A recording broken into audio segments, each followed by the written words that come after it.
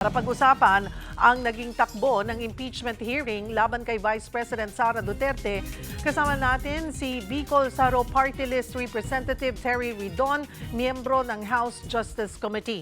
Magandang tanghali po sa inyo, Kong. Salamat po sa oras.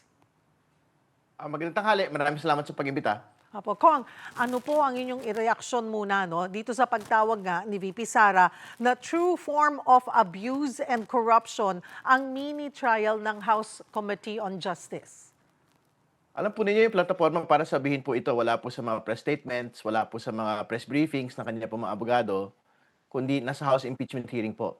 So kung gusto ko sa akin ni Vice President Sara Duterte yung kredibilidad ni Mr. Mardiaga, malaya po siyang dumalo sa mga susunod pa hong dalawang pagdinig ng atin pong komite para makita ho natin yung kanya pong mga kontra salaysay, kontra pahayag laban sa bawat piece of evidence na inilatag po laban sa kanya mula po kahapon at sa mga darating pa hong mga panahon. Very important itong banggitin dyan. Hindi lang naman ni Mr. Mardiaga affidavit yung pinag-usapan kahapon. Pinag-usapan ho kahapon yung pagkakaroon ng finality ng pong COA report na pinapasoli na po ang Vice President mismo ng 73 million in confidential funds dahil sa maling paggamit po nito.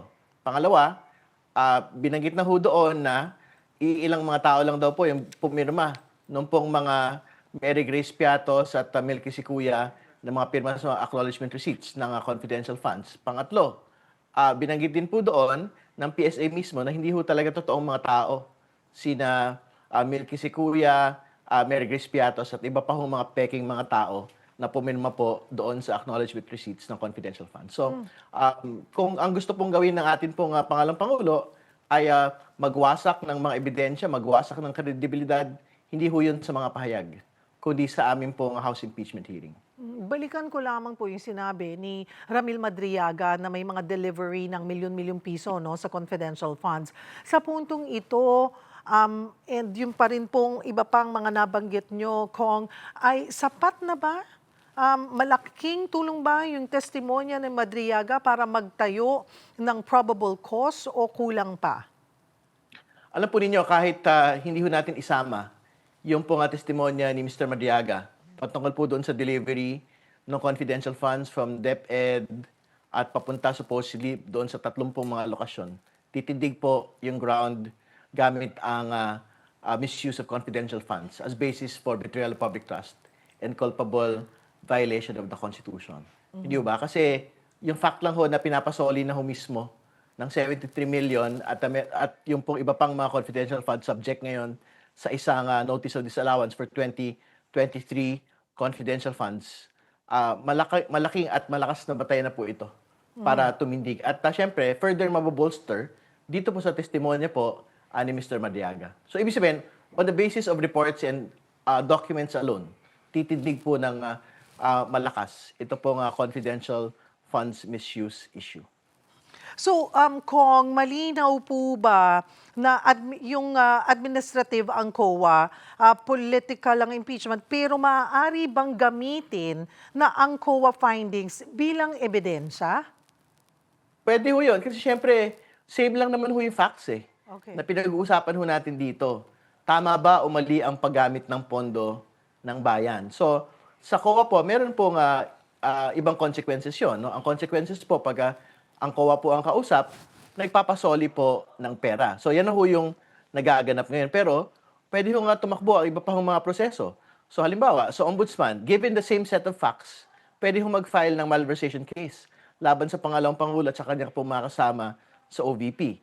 Sa bahagi naman po ng Kongreso at Senado, pwede ho mag-file at magkasa ng impeachment proceedings laban sa pangalawang Pangulo. No? So, all of these have their own independent and separate proceedings and separate consequences. No? So sa bahagi po ng impeachment, pagkakatanggal po sa opisina yung pong penalty. So, yung weight may weight talaga yung disallowance sa pagdedesisyon po ninyo? May weight po yung pagkakaroon ng finality at the level po ng Commission on Audit and Bank proper. No? Kasi ang sabi po ng mga supporters po ng pangalang Pangulo, ay wala pa naman finality yan. Subject to appeal pa ho yan sa Commission and Bank. Kahapon, nailahad na ho na may finality na po ito pong bagay na ito as far as the commission is concerned. Obviously, malaya pa rin ho ang pangalawang to go to the Supreme Court, but again, the facts did not change, no? So, whatever it is, at the level of the impeachment, at the level of the ombudsman, pare-pareho lang naman po yung nangyari doon eh.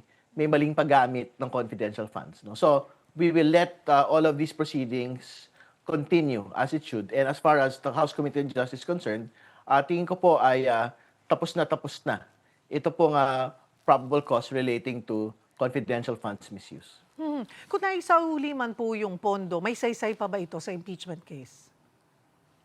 Ay, hindi yun. Magkaibang bagay po yun. No? Kasi, syempre, para din naman ho yan sa mga korte pagka may criminal act, porque nagbati ho kayo nung, halimbawa, napinsala mo nga biktima, hindi naman ibig sabihin ho noon na quits na eh. Di ba? So, kahit magsoli ho ng pera, for as long as the impeachable acts had been undertaken and there are sufficient grounds, magtutuloy pa rin po yung pong mga proceedings laban sa, for example, yung pong mga malversation po sa level po ng Saldigan Bay, kahit naman ho may nagsoli ng pera, hindi naman ho sa lahat ng mga kaso napapawalang sala po yung mga nagsoli ng pera na ninakaw supposedly sa Kaban ng Bayan eh. Kasama sa ipinatawag niyo po, Kong, ng komite sa susunod na impeachment hearing, si dating Senador Antonio Trillanes. Ano yung magiging papel niya sa pagpapatibay ng mga aligasyon sa unexplained wealth ng bise? Nababanggit ho kasi siya doon sa isang impeachment complaint na meron ho siya impormasyon relating doon sa mga bank accounts, joint bank accounts niya Vice President Duterte at dating Pangulong Rodrigo Duterte. No? So, gusto nating malaman kung ano ho yung mga detalye nito. But I think yung mas mahalaga po sa totoo lang, yung pong MLC subpoena para makita ho natin yung mga transaction reports, inflows at outflows po sa mga bank accounts po ng mag-asawang Duterte Carpio. Kasi yun naman ho yung talagang pwede magtali kung meron ho ba talagang unexplained wealth ng ating pong pangalawang Pangulo. Yun yung una. Pangalawa, kung ito po bang malaking kayamanan halimbawa ay na-report po niya sa kanya pong SALN. Nilinaw po ni House Justice Committee Chairperson Jervil Luistro na clarificatory lang yung pagdinig ng komite. Hanggang saan po ang hangganan ng kapangyarihan ng komite sa clarificatory hearing?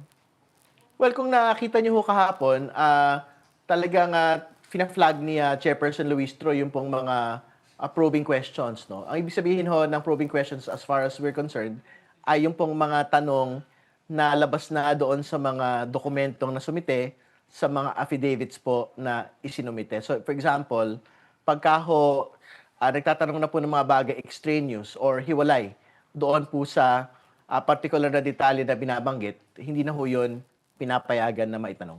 Okay, para malinaw po sa publiko, ibig sabihin po ba wala talagang determination ng guilt sa stage na ito?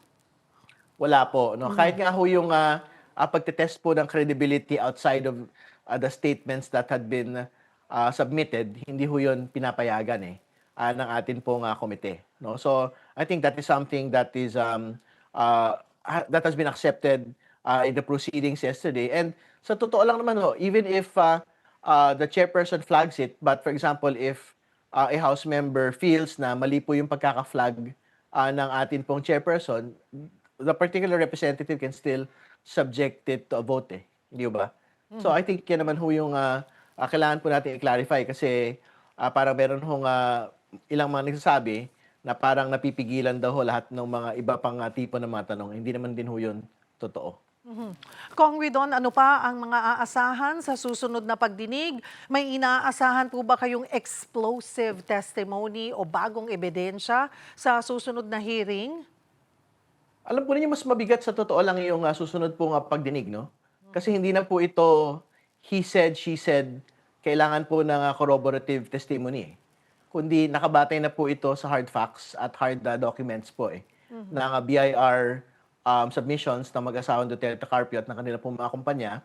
Nakabatay na po ito doon sa MLC transaction reports So, ibig sabihin, as soon as makita ho namin na talaga ho meron pong very wide deviation ang reported income sa kanila pong ITRs at sa kanila pong bank accounts mula po doon sa kanila sa submitted SALN ng atin pong pangalawang Pangulo, tingin ko we will have shown already probable cause relating po to unexplained wealth, which is a basis for the betrayal of public trust and a culpable violation of the Constitution.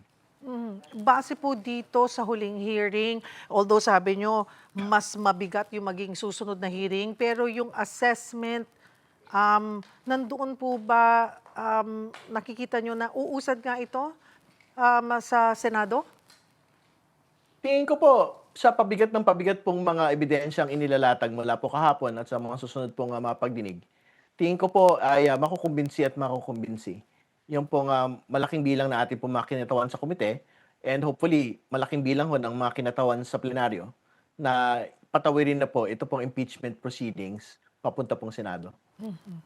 Siguro po, mensahe sa taong bayan dahil nandiyan yung paring iniisip ng mga tumututok na politika lang yan, usapang politika lang yan. Alam mo ninyo, dapat bantayan po ng taong bayan, no? Ito pong impeachment proceedings po na ito dahil siyempre, pera ho natin to. No? So mahalagang kasali po tayo rito. Dapat hindi ho natin iwanan sa mga politiko lang ho. Yung pong nakikipagdebate at naglalabanan. Dito po sa bagay na ito, dahil sa dulo-tulo, ang pinag-usapan ho natin dito, pondo ng bayan, kapakanan po ng bayan. Maraming salamat sa inyo pong oras. Bicol Saro Representative Terry Ridon. Magandang hapon po.